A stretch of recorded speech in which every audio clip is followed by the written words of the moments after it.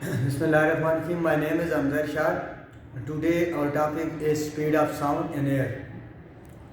जैसे कि हमने पहले पढ़ा है कि वेव्स में चैप्टर 8 में जो पहले हमने ऑनलाइन लेक्चर लेवल के उसमें mechanical waves, progressive waves, electromagnetic waves, ये लॉन्गिट्यूडनल वेव्स, ये सारी हमने इसकी डिस्कशन की।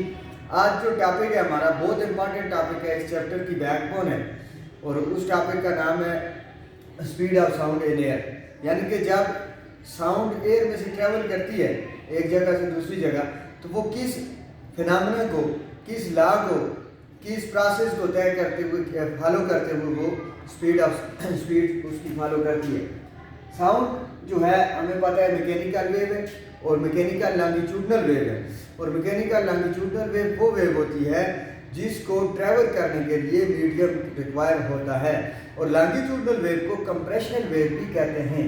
अब स्पीड ऑफ साउंड डिपेंड करती है, जाहिर बात है मीडियम की प्रॉपर्टी पे डिपेंड करेगी। मीडियम के जो मॉलिक्यूल्स हैं वो मॉलिक्यूल कितने क्लोजली पैक्ड हैं, वो मॉलिक्यूल्स के उनमें इलास्टिसिटी, डेंसिटी, इन सब फैक्टर पे साउंड जो है, साउंड की स्पीड डिपेंड करती है। अब साउंड की स्पीड को मैथमेटिकली हम इजीली समझ सकते हैं। जो डिपेंड करती है वो इलास्टिसिटी और डेंसिटी पे डिपेंड करती है। इलास्टिसिटी का मतलब क्या होता है? इलास्टिसिटी का मतलब ये होता है कि कोई भी बॉडी जब उसके ऊपर डिफॉर्मिंग फोर्स लगाई जाए तो वो अपनी ओरिजिनल पोजीशन कितनी जल्दी गेन करती है। और डेंसिटी का क्या मतलब होता है?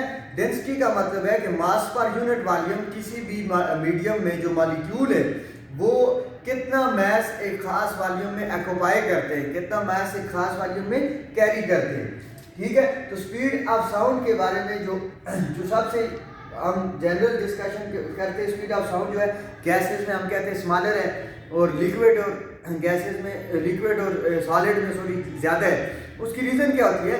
क्योंकि आपको पता है लिक्विड और सॉलिड के जो मॉलिक्यूल होते हैं वो क्लोजली पैक होते हैं। वो क्लोजली पैक होते हैं, जब हम उनके ऊपर फोर्स लगाते हैं तो वो कंप्रेस नहीं हो सकते।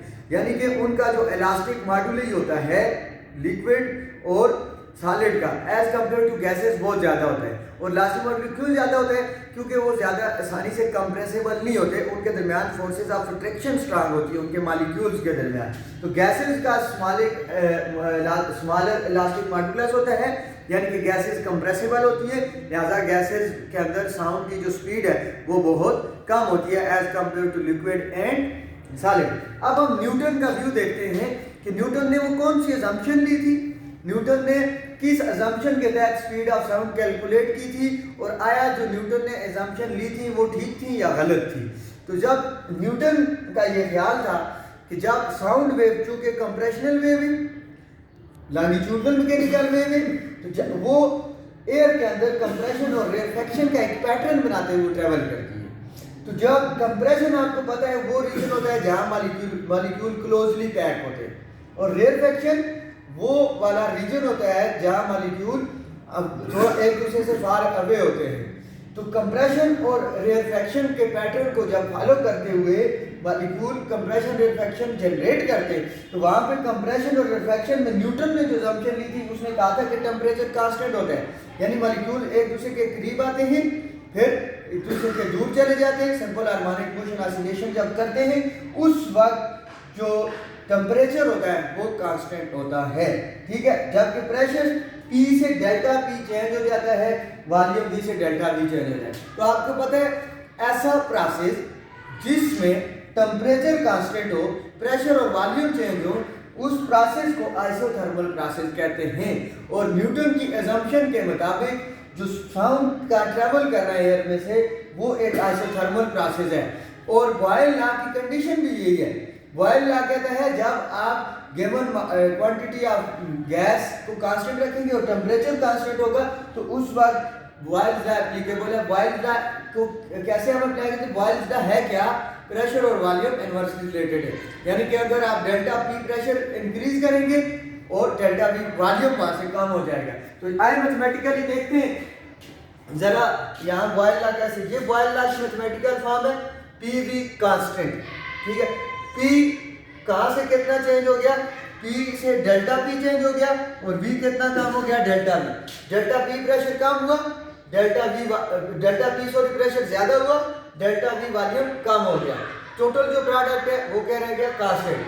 अब हम इनको मल्टीप्लाई करें, पी को वी से मल्टीप्लाई करेंगे पी वी आ जाएगा, पी को डेल्टा वी से मल्टीप्लाई करेंगे माइनस पी डेल्टा वी आ जाएगा, डेल्टा पी को वी से मल्टीप्लाई करेंगे डेल्टा पी वी आ जाएगा, और डेल्टा पी को डेल्टा वी से मल्टीप्लाई करेंगे डेल्टा पी डेल्टा वी आ जाएगा। अब देखिए ये पी वी है, ये पी वी है, ये दोनों साइड से कैंसिल हो जाएंगे, ठीक है। अब ये जो डेल्टा पी है delta we, what is this, this is very small increase in pressure which causes very small decrease in volume।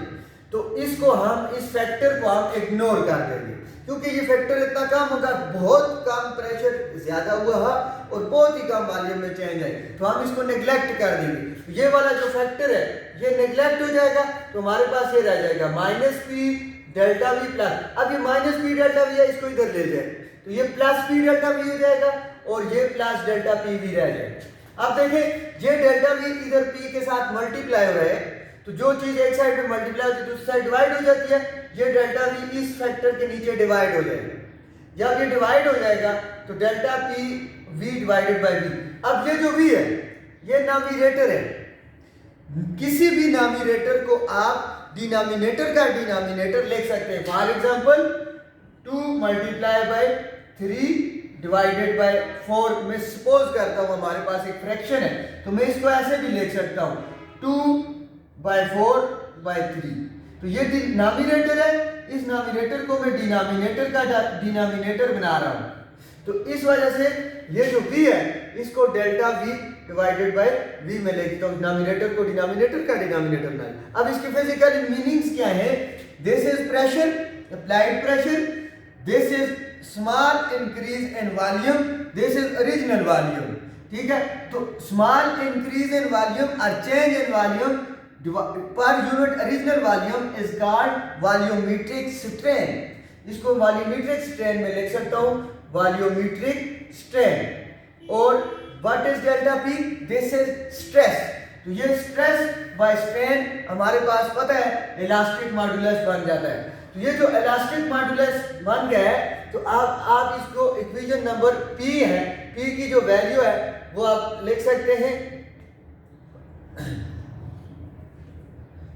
V is equal to E की जगह आपके पास क्या है P, तो आप लिख सकते हैं P divided by rho. What is this P, this is pressure, because ये हमने प्रूव किया है और हमने इस इक्वेशन A में इसको पुट कर दिया। यहां पे आप लिख सकते हैं putting equation B in A, this is equation number B। तो जब आप पुट करेंगे तो ये बन जाएगा। हमें पता है V इज इक्वल टू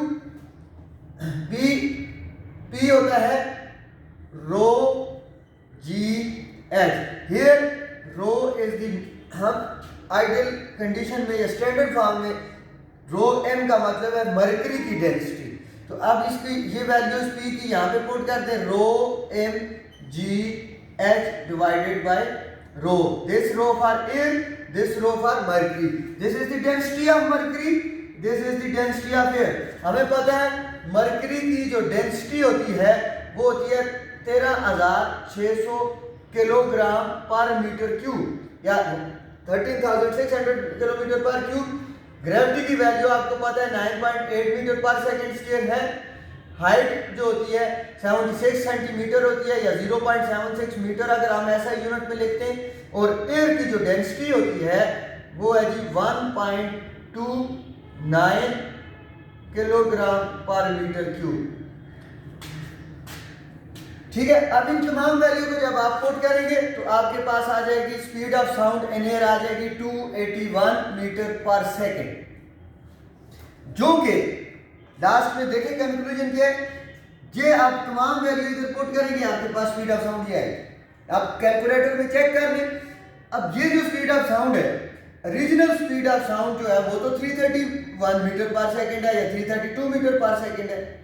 तो ओरिजिनल से ये वैल्यू कितनी कम आई है, 16% कम आई है। इसका मतलब क्या है कि न्यूटन ने जो एजम्पशन ली थी कि स्पीड ऑफ साउंड की प्रोपगेशन एयर में आइसोथर्मल प्रोसेस के जरिए होती है, वो गलत थी। क्यों? कि वहां पे आइसोथर्मल प्रोसेस नहीं होता। ये हम नेक्स्ट टॉपिक में लैप्लास करेक्शन से करेक्ट करेंगे। तो ये स्पीड ऑफ साउंड जो थ्योरेटिकली न्यूटन की असम्पशन लेके निकाली थी, वो प्रैक्टिकल स्पीड ऑफ साउंड से उसका मैचिंग नहीं हो रही, गलत है। 16% वैल्यू कम आ रही है। तो इंशाल्लाह हम नेक्स्ट लेक्चर में देखेंगे लैप्लास ने वो कौन सी असम्पशन ली थी जिसने न्यूटन को करेक्ट किया था। ठीक है, अगर किसी का कोई क्वेश्चन है तो उसके अलावा वो पर्सनली इनबॉक्स में आके पूछ सकते हैं।